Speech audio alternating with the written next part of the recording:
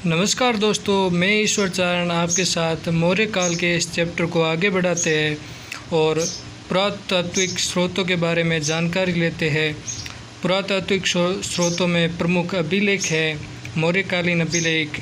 मौर्यकालीन अभिलेखों का निर्माण अशोक ने करवाया था और शासन को सुव्यवस्थित रूप से संचालन करने के लिए, लोक कल्याणकारी नीतियों की जानकारी और धर्म के बारे में जानकारी देने के लिए, और अशोक ने दारा प्रथम ईरान के शासक से प्रेरणा लेकर अभिलेखों का निर्माण करवाया था।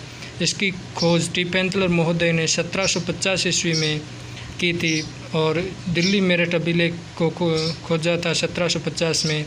और अशोक के अभिलेखों को जेम्स प्रिंसेप ने सबसे पहले पढ़ा था दिल्ली टोपरा को 1837 ईस्वी में। आगे बढ़ते हैं। अशोक के अभिलेखों की लिपि ग्रीक, अरेमाइक, खरोष्टी, ब्राह्मी शंखाकार है। शंखाकार शंख के आकार के होने के कारण शंखाकार लिपि है। इसकी भाषा प्राकृत है। अशोक के अभिलेखों को 3 भागों में बांटा गया, शिलालेख, स्तंभलेख और तीसरा गुहाभिलेख है। शिलालेखों को 2 भागों में बांटा गया, वृद्ध शिलालेख, लघु शिलालेख। शिलालेखों की संख्या 14 है और 8 स्थानों से प्राप्त हुए हैं। वृद्ध शिलालेख 14 है, लघु शिलालेख 17 है। और स्तंभलेखों के बारे में देखते हैं तो स्तंभलेख के सबसे ऊपर पशु मूर्ति होती, फलक के ऊपर पशु मूर्ति होती है और फलक के नीचे की तरफ उल्टे कमल का निशान बनाया हुआ होता है, जिसे अधोमुखी कमल कहते हैं। और इस एक पत्थर को, एकाश्मुख पत्थर को यष्टि या लाट कहते हैं। और इन पत्थरों को यूपी के चुनार से लाया गया था। ये पीले, पॉलिशदार और चमकदार होते हैं।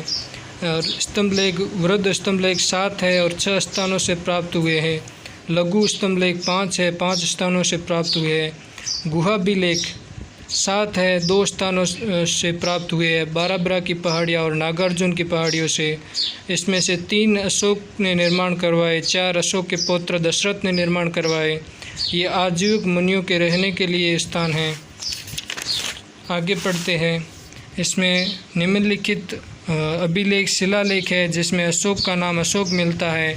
इसकी एक ट्रिक है, गुर्जरा मासी को नेटूर में उदय विकार हुआ। इससे गुर्जरा से गुर्जरा MP, मासी से मास्की, नेटूर से नेटूर, उदर से उदय गोलम। मास्की, नेटूर, उदय गोलम ये तीनों कर्नाटक में हैं। इन 4 शिलालेखों में अशोक का नाम अशोक मिलता है। उसके बाद में चंद्रगुप्त मौर्य जैन धर्म का अनुयायी था, बिंदुसार आजीविक संप्रदाय का अनुयायी था और अशोक शैव धर्म अनुयायी था तथा बौद्ध धर्म का उपासक था। अन्य अभिलेखों में अशोक का नाम देवनामपिरे या देवनामपिरेदर्शी उल्लेख मिलता है। श्रीलंका के शासक तिस्य और अशोक के पुत्र दशरथ ने भी देवनामपिरे और देवनामपिरेदर्शी की उपाधि ग्रहण की थी। और बाबरू शिलालेख बेराट की पहाड़ियों में मिला था, वर्तमान में कलकत्ता संग्रहालय में संरक्षित है और इसकी खोज 1840 में कैप्टन बर्ट ने की थी। एक अन्य महत्वपूर्ण फैक्ट है, पान गोरारिया गुहालेख MP में है। अशोक को महाराज कुमार के नाम से जाना जाता है। इसमें अशोक को महाराज कुमार नाम बताया गया है। आगे बढ़ते हैं। चंद्रगुप्त मौर्य की जीवनी के बारे में देखते हैं। चंद्रगुप्त मौर्य 322 BC से 398 BC तक मौर्य साम्राज्य को संभाला था। चंद्रगुप्त मौर्य ने विष्णुगुप्त की सहायता से नंद वंश के अंतिम शासक घनानंद को पराजित किया। मुद्रा राक्षस के अनुसार घनानंद के दरबार में मुर्रा नामक दासी से उत्पन्न होने के कारण मौर्य कहलाए थे। मुद्रा राक्षस में चंद्रगुप्त को वृषल बताया गया था, जिसका अर्थ होता है निम्न कुल में उत्पन्न होता। कुछ इतिहासकारों का मानना है कि चंद्रगुप्त मौर्य के पिता पिपली वन के शासक थे और मयूरों की अधिकता के कारण इन्हें मौर्य कहलाए। सर्वप्रथम ग्रूनवेडल महोदय ने बताया मौर्यों का राज चिन्ह मयूर था। चंद्रगुप्त मौर्य को भारत का प्रथम सार्वभौमिक ऐतिहासिक राजा कहा जाता था, क्योंकि चंद्रगुप्त मौर्य ने भारत की वैज्ञानिक सीमा हिंदुकुश पर्वत को भी प्राप्त कर लिया था। और चंद्रगुप्त मौर्य भारत का प्रथम मुक्तिदाता कहा जाता था, क्योंकि चंद्रगुप्त मौर्य ने यूनानी क्षत्रपों के आतंक से भारत के क्षेत्रों को मुक्त करवाया था। भारत में नियुक्त प्रथम यूनानी क्षत्रप फिलिप प्रथम था। आगे बढ़ते हैं। यूनानी लेखक जिन्होंने चंद्रगुप्त मौर्य को भिन्न भिन्न नामों से बताया, जिसमें प्रथम है जस्टिन, स्ट्रेबो और एरियन। इन तीनों ने चंद्रगुप्त मौर्य को सेंड्रोकोटस बताया। एपियन और प्लूटार्क ने एंड्रोकोटस बताया और फ्लिकार्स ने सेंड्रोकोप्टस बताया। विलियम जोन्स 1793 में चंद्रगुप्त मौर्य को चंद्रगुप्त मौर्य ही बताया। और बौद्ध ग्रंथ महावंश के अनुसार विष्णुगुप्त ने चंद्रगुप्त मौर्य को सकल जम्बूद्वीप अर्थात भारत का स्वामी बताया था। जस्टिन और प्लूटार्क आगे लिखते हैं, चंद्रगुप्त मौर्य ने अपनी विशाल सेना लेकर पूरे भारत को रौंद डाला था। और इन दोनों ने यह भी बताया कि चंद्रगुप्त की सेना चोरों, लुटेरों और डाकुओं का समूह है। हालांकि ये सब झूठ है, ऐसा कुछ नहीं था। 305 ईस्वी में चंद्रगुप्त मौर्य यूनान के शासक सेल्यूकस निकेटर को पराजित किया था। इसके बाद मेगास्थनीज चंद्रगुप्त मौर्य के दरबार में राजदूत नियुक्त हुआ था। इसने इंडिका नामक पुस्तक लिखी थी, जो हमने पिछले चैप्टर में पढ़ा था। सिकंदर की मृत्यु के बाद यूनान में उत्तराधिकार संघर्ष हुआ था। इन संघर्षों में सेल्यूकस निकेटर विजेता रहा था और निकेटर का शाब्दिक अर्थ होता है विजेता, और इसने उपाधि ग्रहण की थी। इस युद्ध का वर्णन मुद्रा राक्षस व यूनानी लेखक एपियानस ने किया था। चंद्रगुप्त मौर्य और सेल्यूकस निकेटर के बीच युद्ध का वर्णन। युद्ध में पराजित होने के बाद दोनों के बीच में संधि हुई थी। संधि की प्रथम शर्त थी, सेल्यूकस निकेटर ने अपनी पुत्री हेलेना या कार्नेलिया, दोनों एक ही थी, इसका विवाह चंद्रगुप्त से करवाया था। चंद्रगुप्त मौर्य और हेलेना का विवाह भारत का प्रथम अंतर्राष्ट्रीय विवाह था।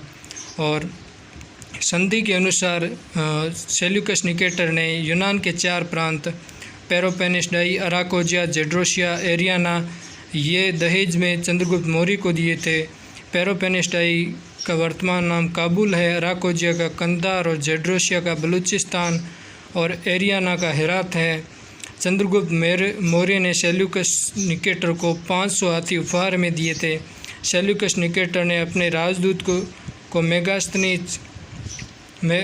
मेगास्थनीज को चंद्रगुप्त मौर्य के दरबार में भेजा था, जिसने तत्कालीन मौर्य समाज राजनीति पर ग्रंथ लिखा था। यह हमने पिछले चैप्टर में पढ़ा था। इंडिका वर्तमान में अप्राप्य है। स्ट्रेबो, जस्टिन, प्लूटार्क के विवरणों के आधार पर 1848 में डॉक्टर स्वानबैक ने इंडिका का पुनः संकलन किया था। इंडिका का 1891 में अंग्रेजी में अनुवाद मैक्रिंडल के द्वारा किया गया था। मेगास्थनीज भारत में नियुक्त प्रथम विदेशी राजदूत था। ये कोई प्रमुख। आगे देखते हैं। चंद्रगुप्त मौर्य के शासनकाल अंतिम समय में एक भयंकर अकाल पड़ा था, जिसका वर्णन अर्थशास्त्र में मिलता है। और इस दौरान जैन मुनि भद्रबाहु अपने शिष्यों को लेकर दक्षिण की तरफ चला गया था। 12 वर्ष का अकाल पूर्ण हुआ तो वह पुनः आया, जहाँ मठीय अनुशासन पर मतभेद हुए। और पहली जैन सभा का आयोजन 300 BC में पाटलिपुत्र में हुआ। इस जैन सभा की अध्यक्षता भद्रबाहु व संबुति विजय दोनों ने मिलकर की थी।